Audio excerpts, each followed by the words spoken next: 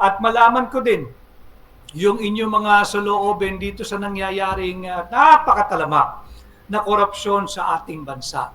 Pinipilit baguhin ang naratibo, ginagawang hero si Bongbong Marcos Jr., subalit malayo po ito sa katotohanan. Tatandaan po ninyo, 1.4 billion pesos per day na flood control funds. Per day po yan, kada araw, 1.4 billion ng taxpayers' money.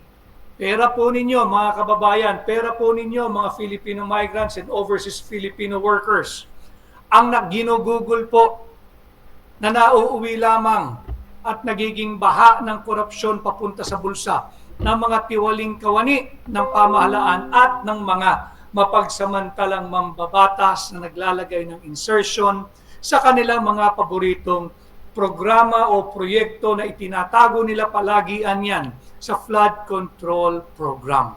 No? Kaya kinakailangan, kasali kayo sa YouTube ho, mag-like, share, subscribe, at comment. Sa Facebook po, mag-like, mag-share, mag-comment, at mag-follow. Kay Nihar Esmula, hello, good Attorney Vic, good afternoon, good evening na po. Late ako, sorry. Kay Boyet Ramirez, idol, nako salamat Boyet. Kay Marilu Maurice, good morning po Attorney Vic, watching from France, mabuhay po kayo dyan. Kay Yen Martin Loreño, good evening po. Senator Attorney Vic, God bless po. Marami pong salamat, I appreciate the recognition. Pero hindi po tayo na-proklama. I would appreciate you calling me by my name, Vic or Attorney Vic. Pero marami pong salamat sa inyong pag-recognize. Kay Kidra Polinar, mabuhay po kayo. Kay Daisy Acobo, kay Albert Bonita, kay Sweetie Moms Lopez, kay Agnes Franco Maniaul. Agnes Franco Maniaul. Good morning po, Attorney Vic, watching from Madrid, Spain. So ito po yung maganda sa ating pahina, ang Tinig Maisog, nakakasalamuha ko po ang napakaraming Pilipino saan man pong panig ng mundo. At yun nga ho, ginagawa po natin ito ng live. Wala po tayong script dito at meron po tayong mga notes, may mga research, marami po tayong mga pumapasok na mga tipsters sa ating cellphone. Pilit po natin binabasa, pinag-aaralan, at pag credible at na-establish naman natin yung veracity ng source, ikino-content po natin. Yun po yung pagkakaiba sa mainstream media. Wag na po yan. Tingnan po ninyo yung balita. Hero si Bongbong dahil daw in-expose niya yung ang anomalya sa pondo, lalo na sa flood control funds. Fake news po yun. Fake news po yun. Kagaya po nung ating naging talakayan last week, kung meron bang pong most guilty sa trilyong pisong nakawang nagaganap na, daang bilyon, walang iba kundi ang Pangulong kasalukuyan, si Bongbong Marcos. Bakit? Trace back natin po, hindi ba pinirmahan niya yung immoral, invalid, unlawful, unconstitutional 2025 national budget na kung saan higit na malaki ang pondong ibinigay saan?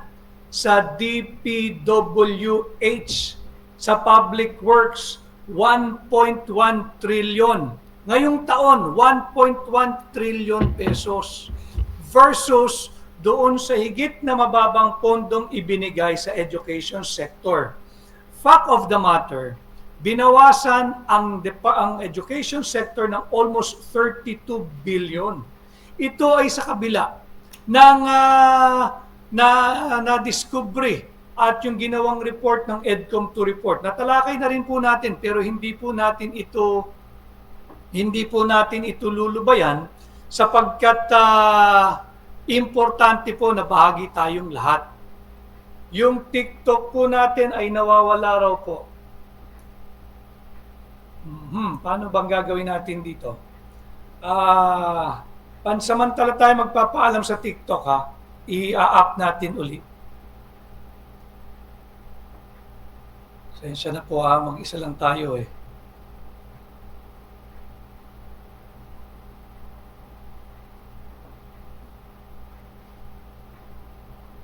Paki-check nyo na lang ho kung live na tayo muli sa TikTok.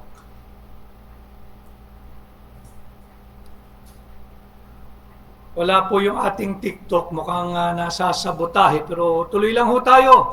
Kaya po ako'y nakikiusap na sana yung mga hindi pa po nagsusubscribe sa YouTube page ko, mag-comment, mag-subscribe at mag-react, mag-like po kayo. Dahil alam naman natin, ilan na lang tayong nagpapahayag ng katotohanan at dinedebunk natin ang lahat ng propaganda spin na ginagawa ng kasalukuyang administrasyon. Kagaya nga po dito sa napaka-anomalyang 2025 national budget, itong pumutok na 100 bilyong pisong flood control funds. Ang ginagawa po na ngayon ng administrasyon, nagkukumahog po silang rebisahin yung naratibo. Biglang ang ginagawa nilang hero ngayon o bayani ay si Bongbong Marcos.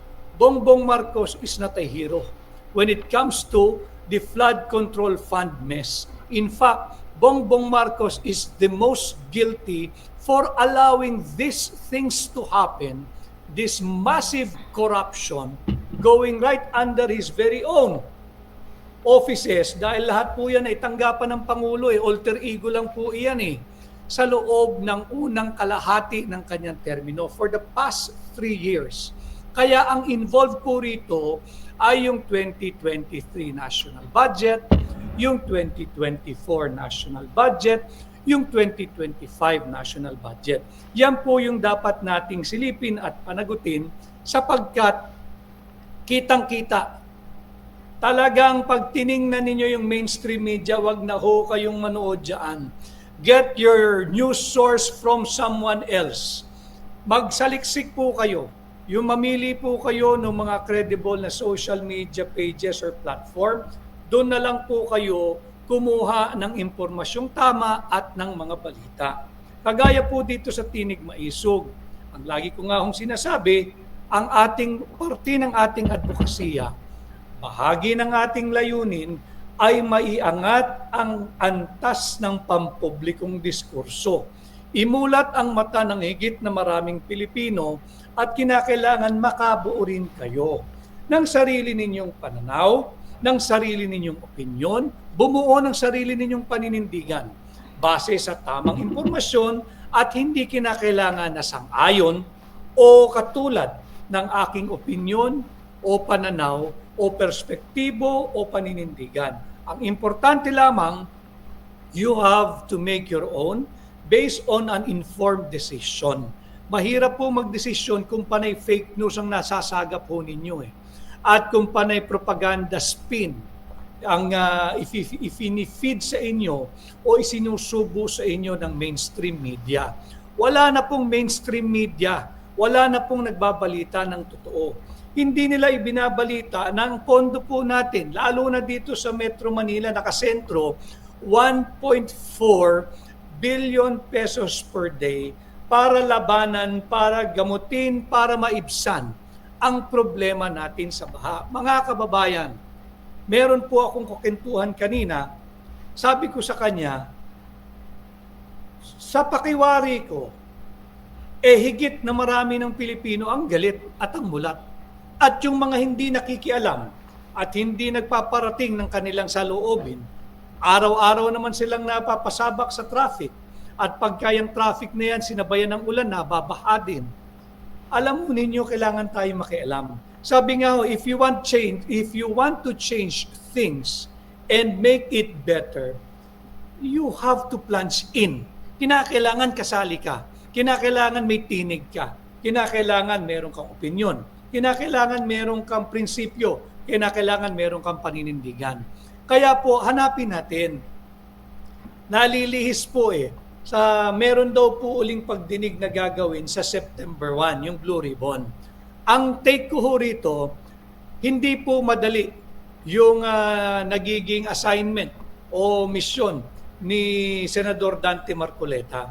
Let us all give him our unqualified support. Ibigay po natin ang ating unconditional support. Hindi po madali yung kanyang ginagawang pagdinig.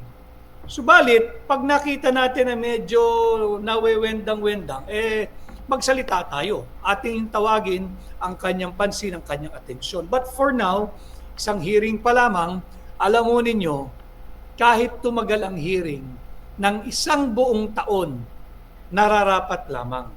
Marapat lamang tumagal ito.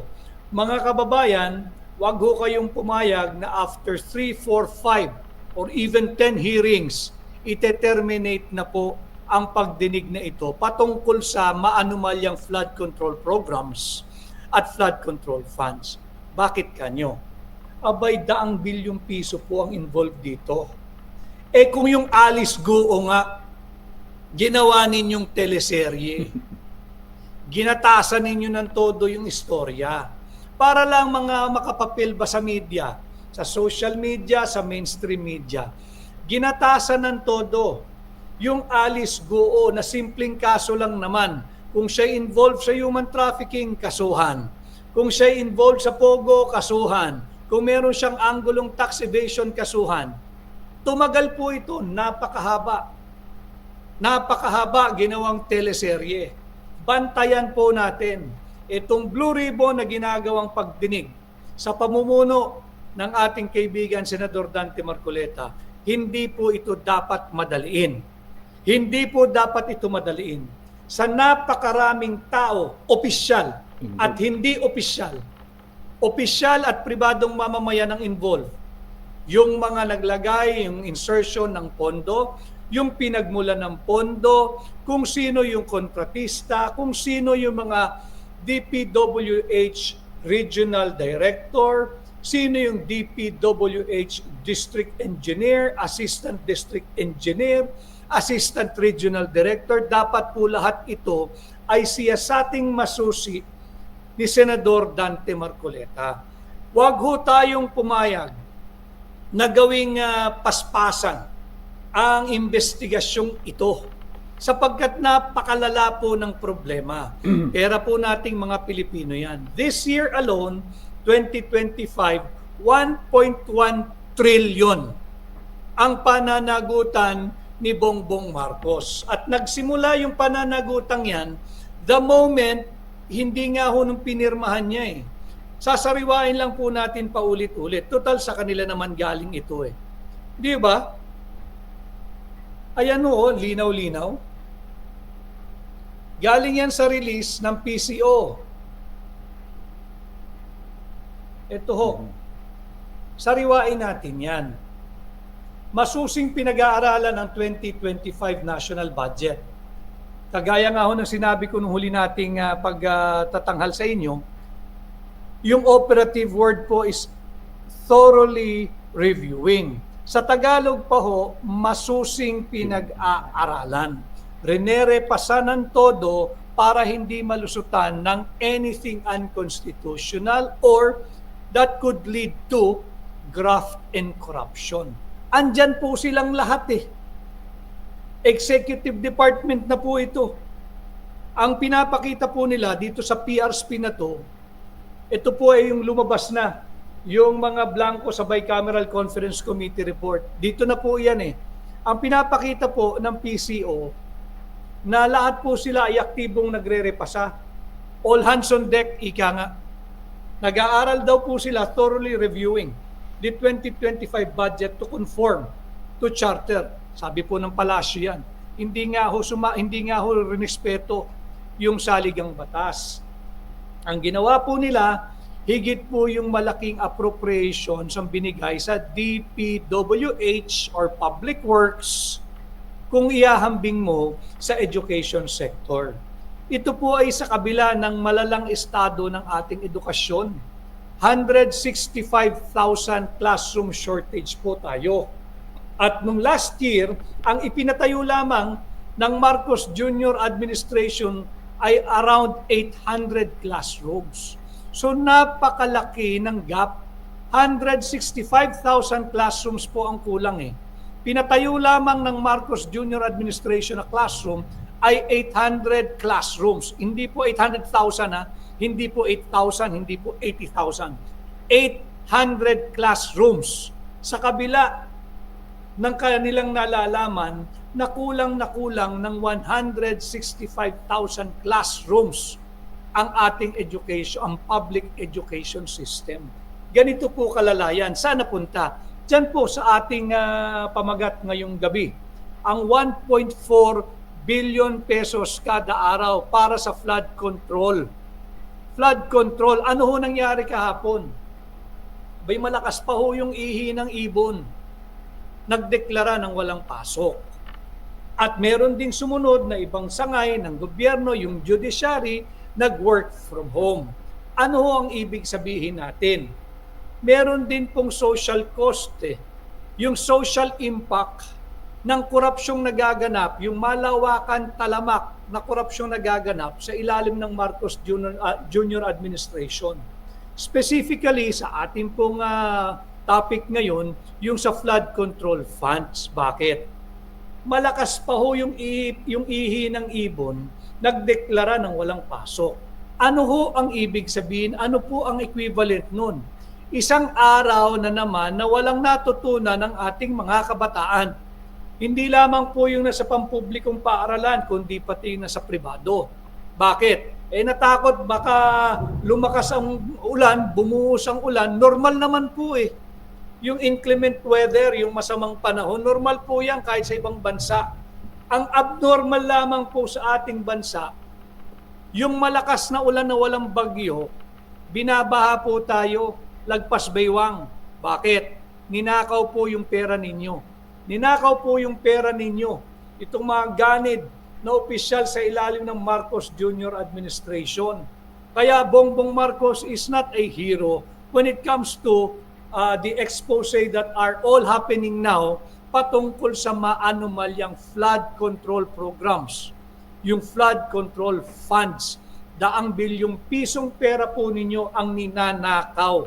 Nagsimula yan nung lumabas na yung balita sa 28 items na blanco sa Bicameral Conference Committee report.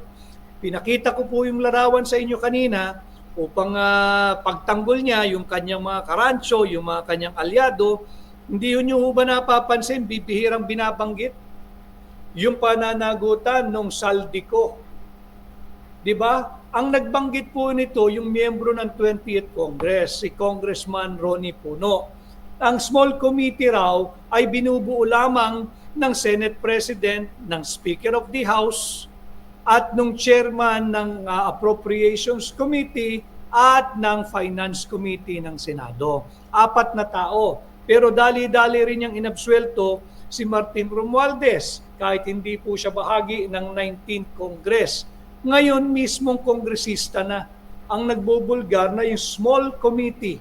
Yung records na hinahanap ni Congressman Toby Tiangco, ang dali niyan patawag mo si Congressman Zaldico, dating chairman ng Committee on Appropriations, ay patawag mo si Senadora Grace Poe, na dating chairman ng Finance Committee ng Senado, at tanungin sila, ano nangyari doon sa small committee meeting ninyo? Paano nagpalitan ng transaksyon dyan? Bakit nagkaganito-ganito ang ating 2025 national budget? Sino ang naglagay? Sino yung funder ng mga flood control programs? Na karamihan, kung hindi gumuho, ay talagang walang proyekto dahil ghost, multo, phantom. At hindi ho si Bongbong Marcos ang nakadiscovery ng mga phantom flood control projects. COA po ang nagbunyag na niyan. Nakita na ng COA na napakaraming phantom projects lalo na sa flood control. I think very early this year, nag-flag na po ang COA. Pero walang ginawa ang DPWH. Ano ho? Yung DPWH walang ginawang aksyon. Kaya tayo umabot dito sa estadong ito na yung 1.4 billion pesos per day na flood control funds, kung dati pong hanggang sa talampakan lamang ang baha, dapat po yan ay nawala na. Kung araw-araw tayong gumugugol ng taxpayers' money na 1.4 billion pesos per day, Ang nangyayari po mula talampakan, umangat hanggang tuhod, hanggang baywang, hanggang dibdib, lagpas tao na po ngayon pagka bumaha. Kaya takot na takot sila pagka nakarinig na may inclement weather. Wala agad pasok ang tugon. Bakit? Nagmumura na po ang ordinaryong tao. Ang hindi nila alam, sinasakripisyo ho nila yung araw-araw na kabuhayan ng ordinaryong manggagawa. Yung pong no work, no pay, pag nagdeklara ng no work, no classes, dahil natatakot na bahain uli, kagaya nung nangyari last Friday, at talaga namang minumura uli sila ng tao sa galit, inunahan nila noong Tuesday. Paano yung mga nagtatrabaho na ang kita'y arawan? Binasag ninyo yung kanilang hapagkainan. No work, no pay si tatay. No work, no pay si nanay. Saan kukuha ngayon ng pagkain yan? Mangungutang. Siyempre, pag nangutang ka, may interest. Pagdating ng sahod, whether tuwing adjust at 25 ng buwan o kinsenas katapusan, yung kakahawak po nilang pera, yung kinita po nila, pambabayad na lamang ng utang. Yan po yung nakakalunos-lunos na siklo ng buhay ng mga ordinaryong Pilipino. Samantala, yung mga tiwali at kurap at kurakot na opisyal ng pamahalaan, whether kayo'y mambabatas, yung kurakot na mambabatas, yung kurakot na miyembro ng executive department, nagpapakasasa po kayo sa buwis naming mga Pilipino. Bumabaha po ng masasarap na pagkain sa inyong hapagkainan. Bumabaha po ng magagarat mamahaling sasakyan ang inyong garahe. Galing po yan sa trilyong piso ng mamamayang Pilipino na ninanakaw ninyo dahil sa mga multo o phantom o ghost flood control projects. Galing po iyan sa daan-daang bilyong piso na flood control funds na nagsimula po, simula nung termino ng kasalukuyang administrasyon ng kasalukuyang Pangulo. Ngayon, kitang-kita, binabago ho nila yung naratibo. Subalit, hanggat meron pa po na tinig maisog, itutuwid natin itong paglolonder ng ating recent history, ng recent events na nagaganap sa ating bansa. Hindi tayo papayag ng revisionism dito sa daang bilyong pisong ninanakaw ho sa atin. Perwisyo na ho Sisira ng kasangkapan. Sisira ng motorsiklong gamit ng tatay o nanay pang trabaho. Sisira ng sasakyan. Babahain ng bahay. Sisirain yung bahay. Sisirain yung mga sofa. Di ba? At higit sa lahat, may namamatay pa. Tumataas yung bilang ng leptospirosis. Yan po yung nagiging social impact ng walang humpay na pagnanakaw sa pondo nating mga Pilipino. Dapat yan, equally guilty if not most guilty ang Pangulo ng Republika ng Pilipinas. Hindi pwedeng sabihin mong hindi mo nalalaman ang nangyayari. 3 taon ka na, lagpas na sa kalahati ng iyong termino. Kung hindi mo alam ang nangyayari sa loob ng 3 taon, yung unang 3 taon ng iyong administrasyon, mas lalong dapat kang akusahan na most guilty. Akalain mo, ikaw ang Pangulo, ikaw ang Chief Executive Officer, ninanakaw ang pera para sa flood control funds, hindi mo alam. At mali rin ho, huwag tayong papadala yung salitang mahiya naman kayo. Dapat kasama sarili niya roon. Panahon na upang mahiya tayo. Yun ang tamang linya. Doon pa lamang makikita mo iwas na agad Sinasalba na agad yung sarili. Yan po yung mga bagay na dapat nating talagang meron tayong discernment. Tingnan ninyo, yung mga balitang isinusubo sa inyo ng mainstream media, wag na ho kayong umasa dyan. Wag na kayong, mas malaki po ito sa anomalya at kontrobersiyang kinasangkutan ni Janet Lim Napoles nung kanyang kapanahunan, nung panahon ni dating Pangulong Noynoy Aquino. Higit pong malaki ito.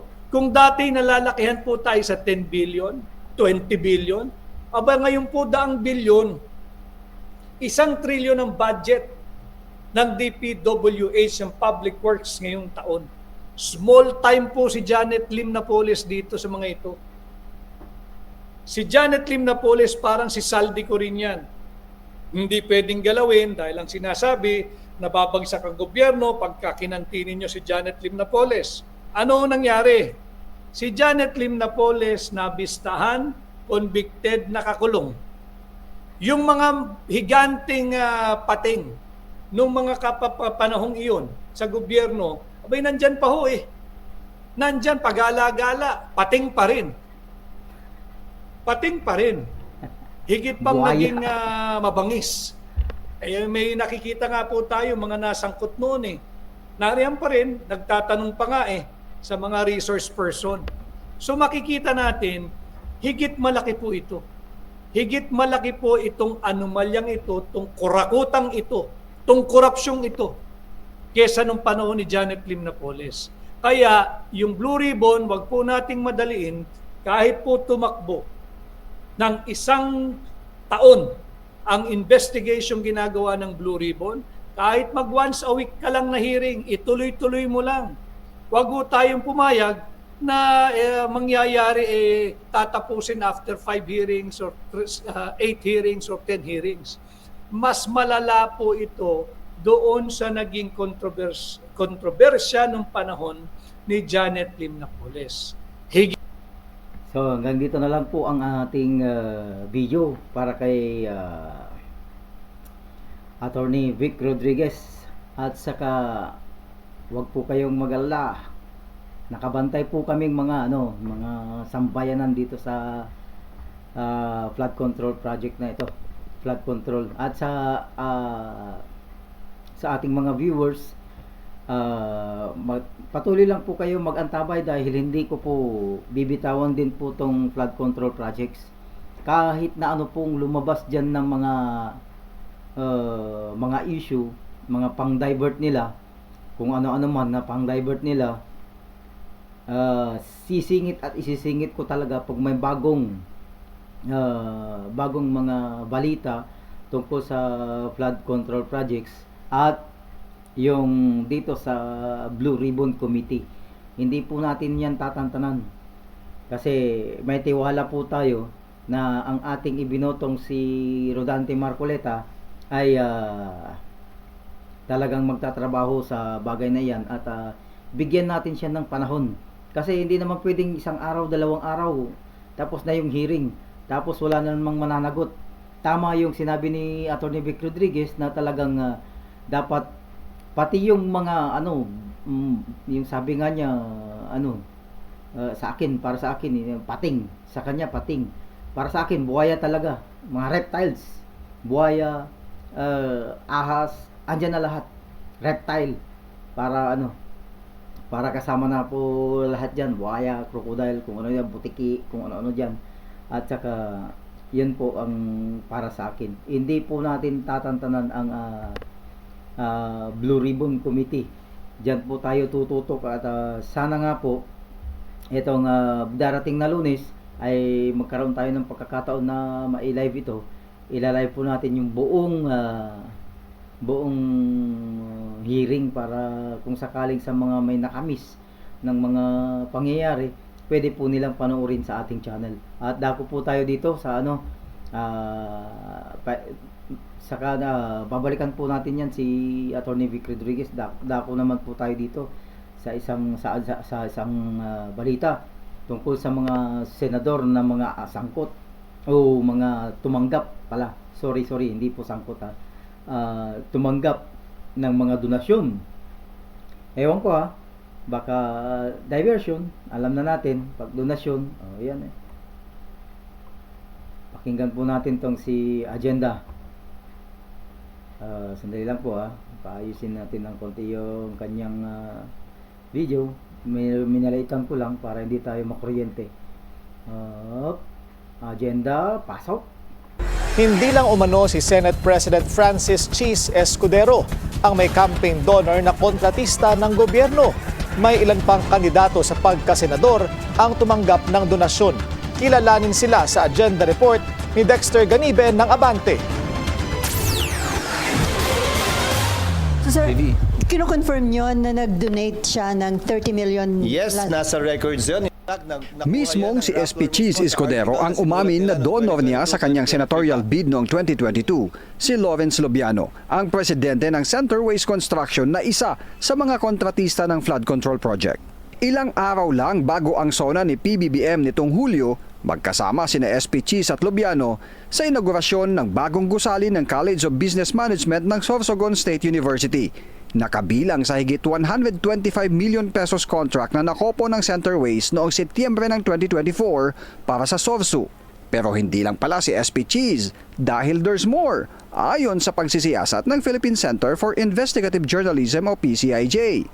Sa report ng PCIJ isang taon makalipas ang 2022 elections, lumabas na si Senator Joel Villanueva ay tumanggap umano ng 20 million pesos na donasyon para sa 2022 election mula sa New San Jose Builders Inc.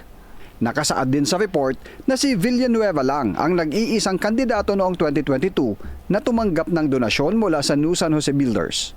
Ang kontratista ang siyang nakakopo ng 2.147 billion peso contract para sa 19-story office ng National Housing Authority noong 2021. Nabatay sa record ng Philippine Government Electronic Procurement System ay epektibo ang kontrata mula 2021 hanggang 2025.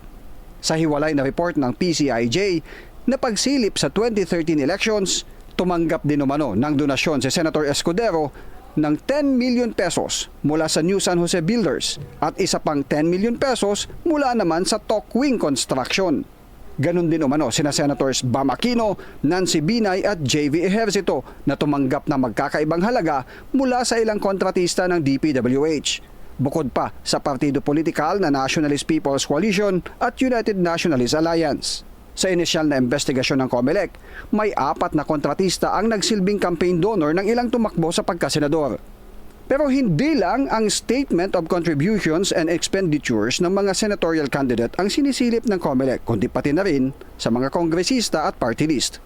Para naman sa mga mapatutunayang sangkot sa anomalya sa flood control project, sinabi ni Senate Deputy Minority Leader Mig Zubiri, kailangan anyang sa huli ay may mapanagot.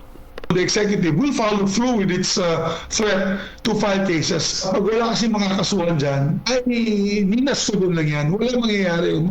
Nariyan niya ang mga kasong graft, estafa, economic sabotage at bribery corruption na nag-aabang sa mga mapatutunayang nagsabwatang opisyal at pribadong kumpanya o individual. Mas pabor naman si Zubiri na may independent third party na magsasagawa ng investigasyon sa issue. Ayun. So, yun, may mga kasangkot pa, mga senator. Pero sa tingin natin, bahala na po si Senator Rodante Marcoleta. Lalabas po lahat yan. Pero ito, hindi naman sa hindi naman sa flood control yung pero isa sa mga kontratista.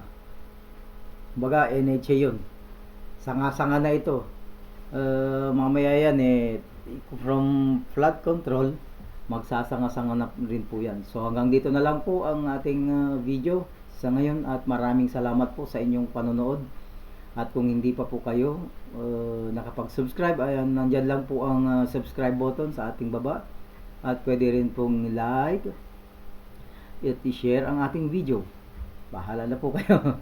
Sana po para sa inyo like and subscribe lang, masaya na po tayo dyan.